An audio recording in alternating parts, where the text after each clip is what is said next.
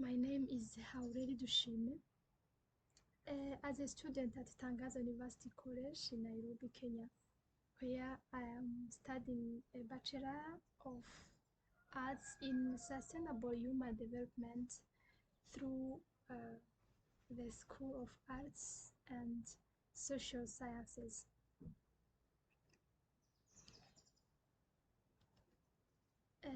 Which means that I am a social change agent.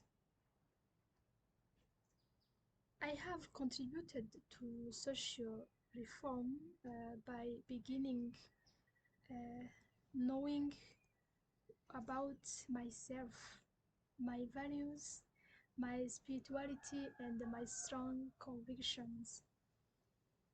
My apostolic work with the kids and the teenager in Gardaya, it was south of Algeria, who those people had mental illnesses, and it had shown me that trusting in people, whatever of their circumstances, gives them ability to be their best selves.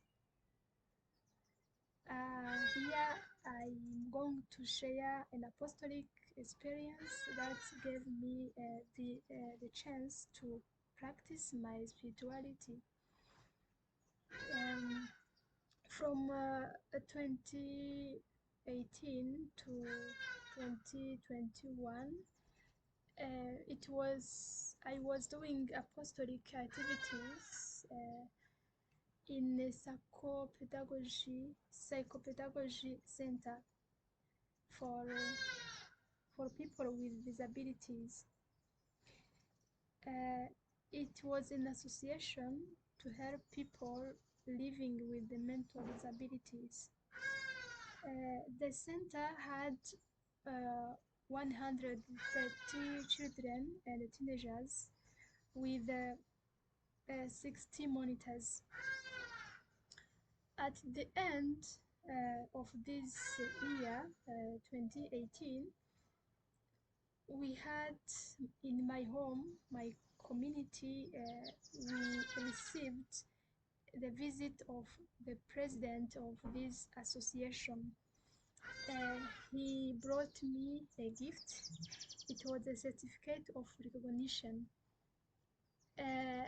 He said that this center was grateful for the work I had done for the children. For me, it was a surprise because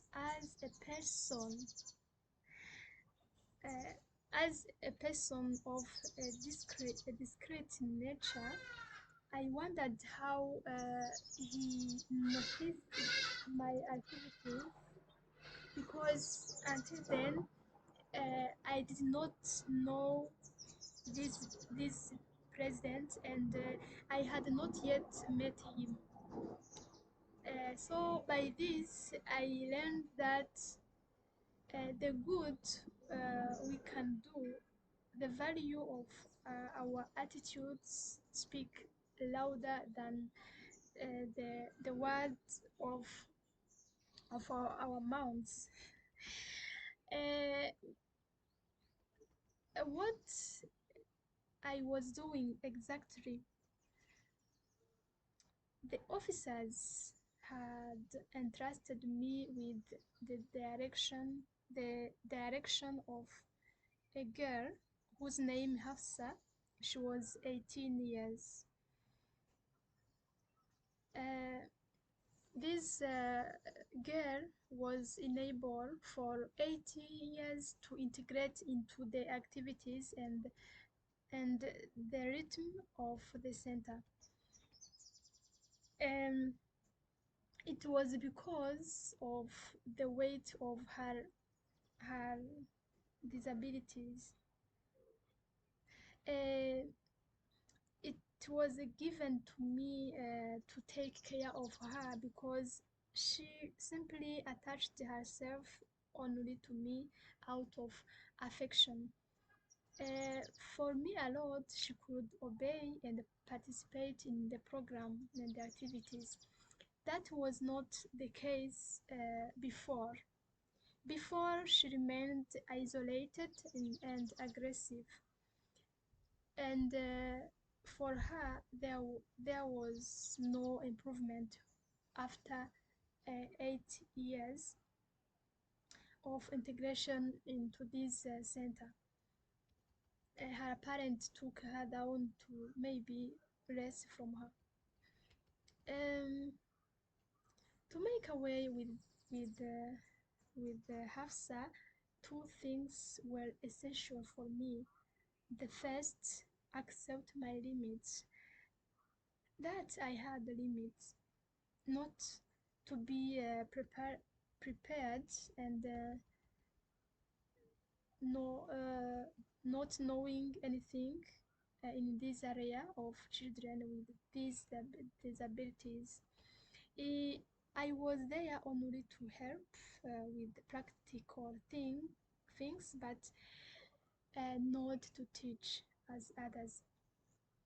So the first was yes, accept this reality of mine, and the second is accept the child. Accept its situation. Hafsa was a person of limit, but also that she was capable of change. And I really understood her and respected her in her choices that I sometimes did not understand. Uh, it was good that I took time to know her in what and what she loves and loves less, and that drew me closer to her. And starting from this, I gained her confidence, and she could participate with willingness in what I proposed to her for her learning.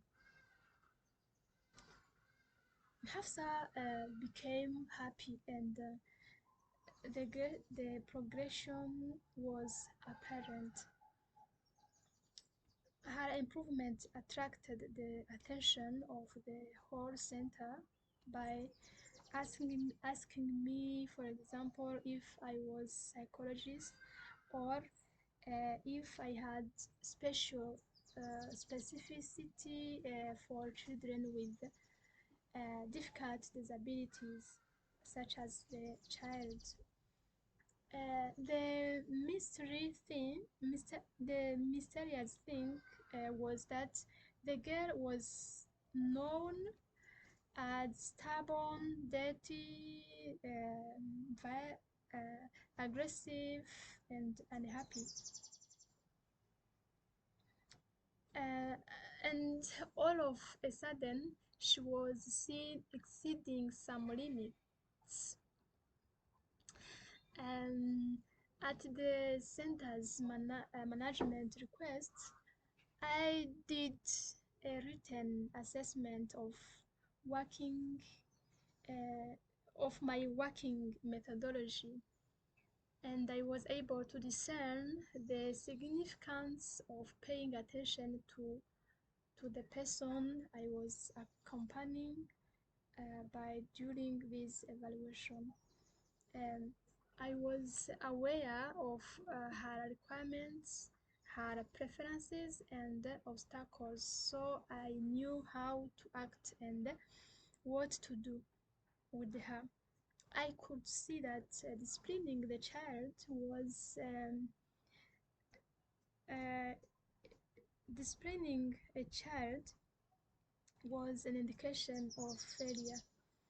An act I discovered that an act of enduring justice is the process of paying attention, understanding the situation, and patiently accepting the challenge. I am appreciative of this experience since it helped me realize how I can contribute to constructive social change.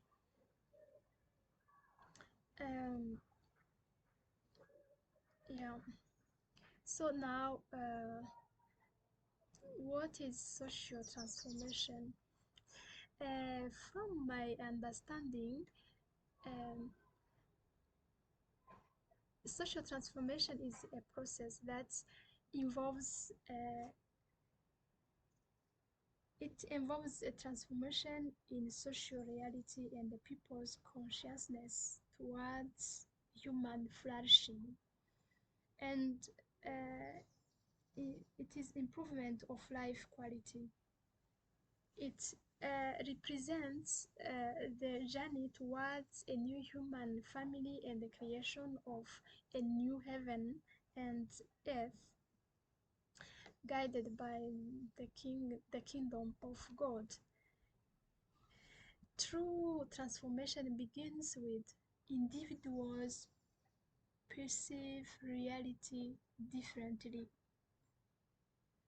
My favorite social transformer is Wangar Madai. uh, because first she's an African woman in her time. I am not a feminist. It's because as African woman, uh, she encouraged me to do whatever I can do for a change.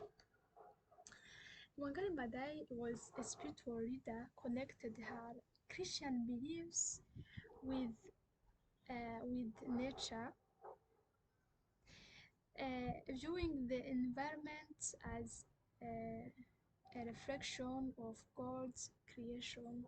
She believed in interconnectedness of all living beings and uh, the importance of living in harmony with nature, fostering inner peace and spiritual growth. Wangari Maathai's Green Belt movement fought against deforestation.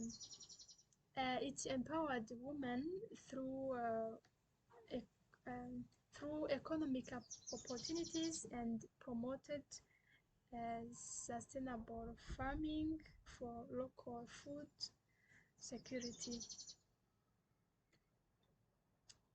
In her activities, Wangari Maathai placed a strong importance on social justice and social justice, environmental honesty, and community involvement. She stood up against discrimination and injustice while upholding her values and highlighting the importance of community involvement and group action.